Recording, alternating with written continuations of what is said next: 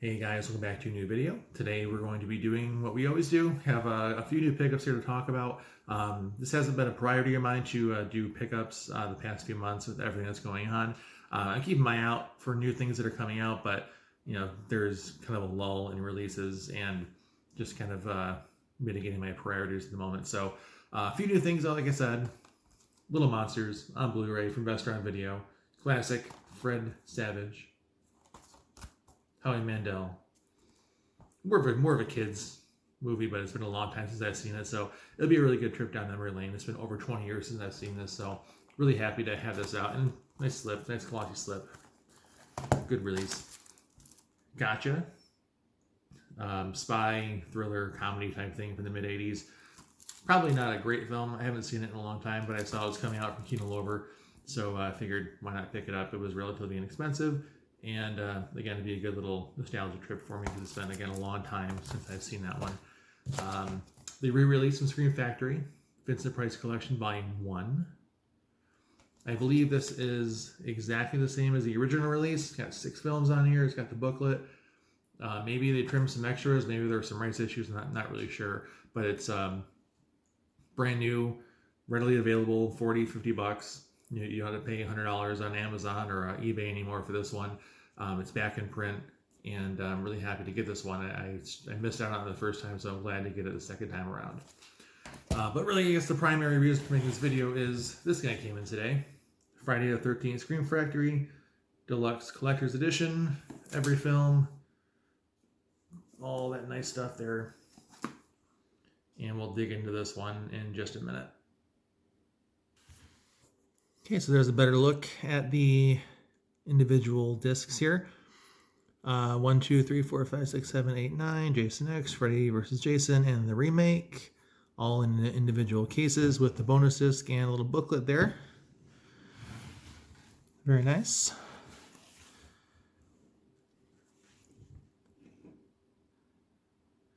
Let me give that a quick pause if you want to take a quick look at the little bit there. And this side here. Great artwork on this.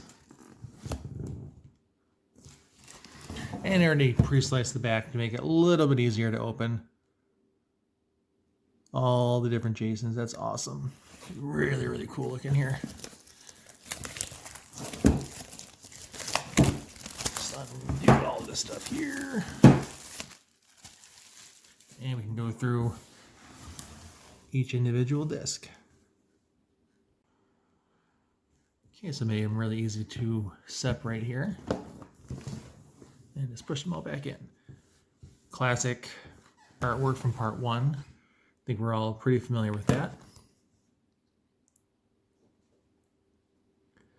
New 4K scan of the original camera negative, uncut version, and the original R-rated version.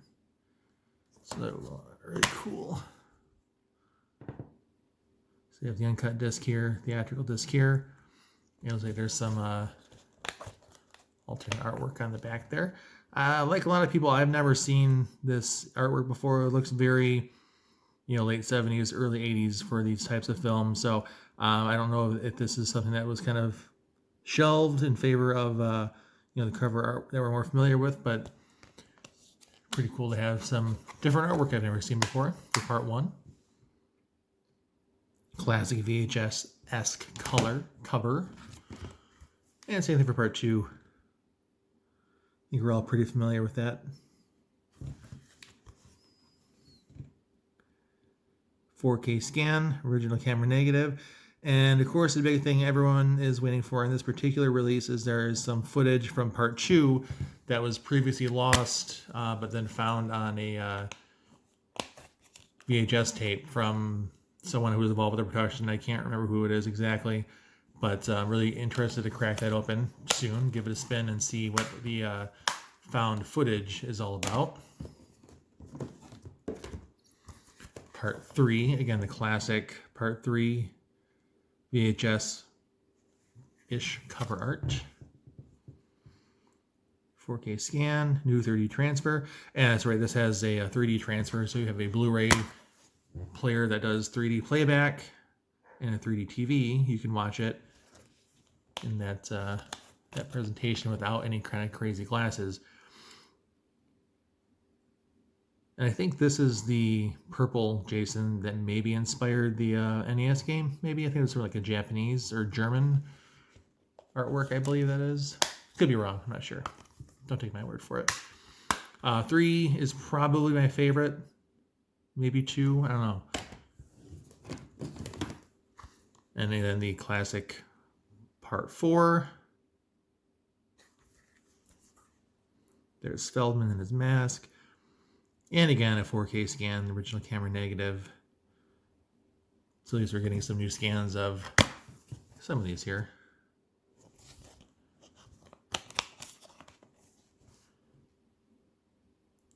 There's your alternate cover.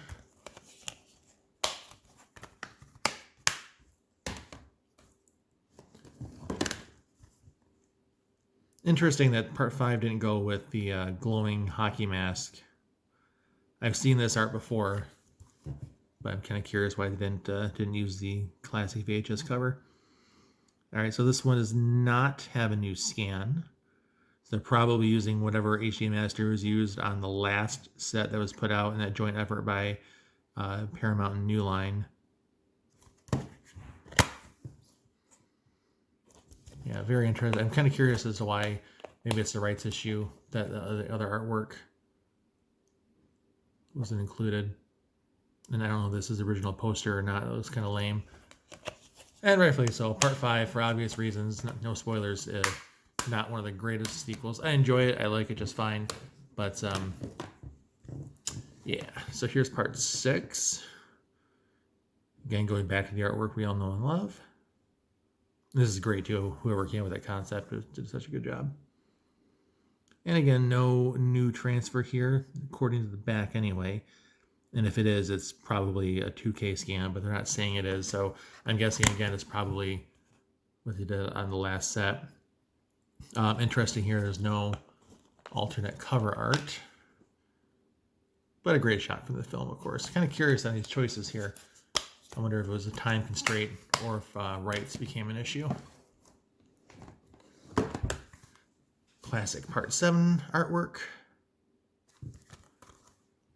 And of course, our first look at Kane Hodder in the series. So I'm guessing, again, I didn't really dive into the details too much when this first was announced. So it looks like, what, the first 4 have new scans, and the rest, if they are new scans, they're not telling us that they are. Yeah, again, interesting. No additional cover art. And again, a classic look here. I think this is the same scene that they used for the cover for the NES game.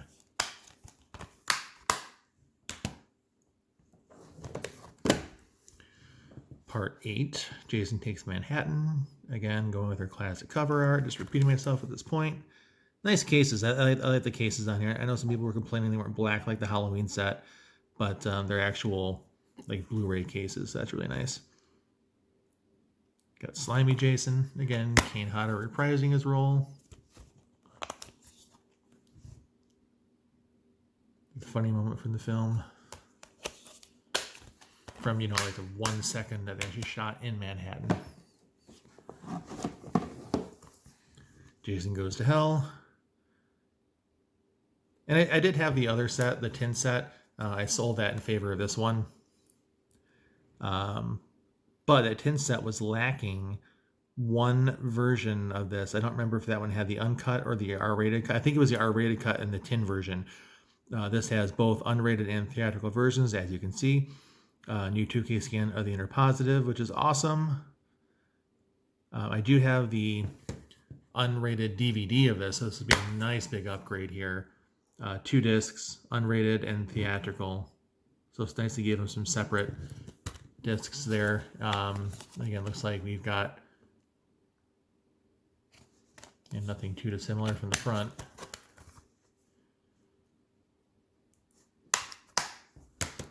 Maybe that'll drop the price of the Blu-ray of Jason X and Jason Goes to Hell. Who knows?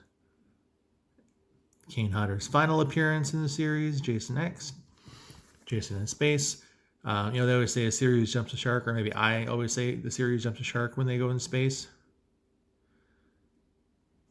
Now, of corny, it's cheesy. It's all right. It's not as good as it could have been. It's also not as bad as it should have been. So, and again, we've got quite literally the same thing that was on the original front. So nothing much reversible there. Maybe there's a difference. And the one we waited for forever as 80s kids, Freddy vs. Jason.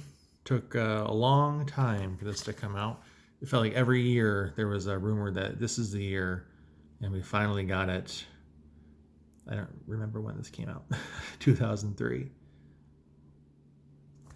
And probably not really in need of a remaster because this is a relatively recent, more modern film. So I enjoyed it quite a bit. I thought they did a really good job with it. Again, especially compared to with what some of the original scripts were. I think they did a really good job with it. The only thing I think they failed with it is they failed to really come through and make any sequels out of it because they totally could have done so much more with it. But yeah, I think it was a really great entry. They should have had Kane Hodder for this. I don't really know the reasons why he wasn't in it, but he probably would have been a great addition to that one. And the remake, which I actually hated when I first saw it. I've grown to appreciate it more over the years upon subsequent viewings. The original theatrical version and the extended unrated cut, which I think they usually refer to as the killer cut. Yeah, as I've seen this over the years, I've grown to like it more and more. I think they did a good job with it. We have a 2-in-1 here, so yeah, this is the killer cut. Okay, interesting. I'll have to look and see how they're doing that. This looks like it's the exact same disc that you just go out and buy with both versions on it. Yeah, I hated it at first, like I said, but I've grown to appreciate it over the years. Not great, but I think it's a lot better than a lot of people think. And again, it could have been a lot worse. So who knows if we're going to see more? I know there's some rights issues, some lawsuits going on right now. So who knows if we're ever going to see more? Maybe that's why they're rehashing these and instead of doing new movies, just giving us the stuff constantly over and over again. New interviews, documentaries, 2 discs,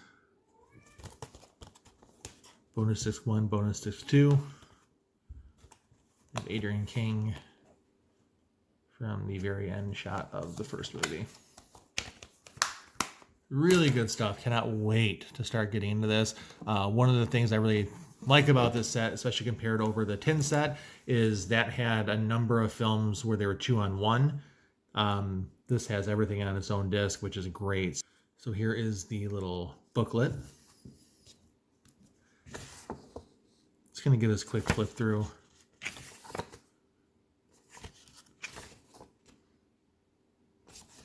Looks like a lot of screen grabs from the movies as opposed to behind the scenes shots. On part 2. That looks like it's a behind the scenes shot.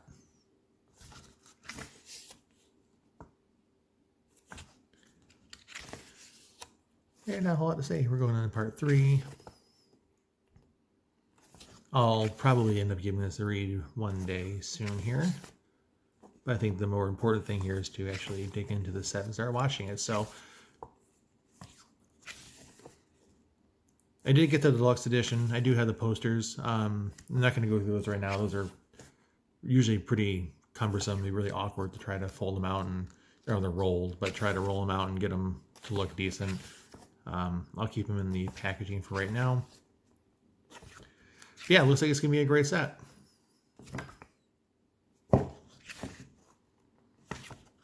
I know a lot of people were looking to get new scans of everything. I guess you can't win every battle. Can't have it all.